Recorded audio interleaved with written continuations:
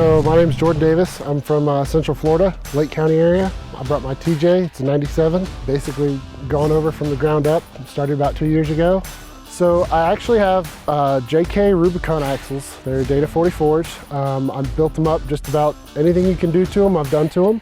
Some of the brackets are custom to get the steering geometry right. I've got the RCVs in, 30 spline RCVs, aux locker. No problem so far. You know, a lot of people bash the Data 44s and 40s, but it's a lightweight vehicle. You know, I'm not super crazy on the throttle, so it does well.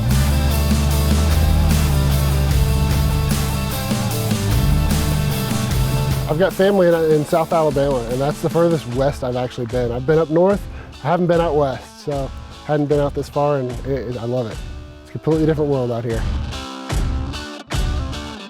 I was just gonna do an axle swap, and it kind of snowballed, and I was gonna paint just the axles in the Steellet, and I loved it. I welded to it. It did really well, and then every new part I got ended up getting coated in Steellet.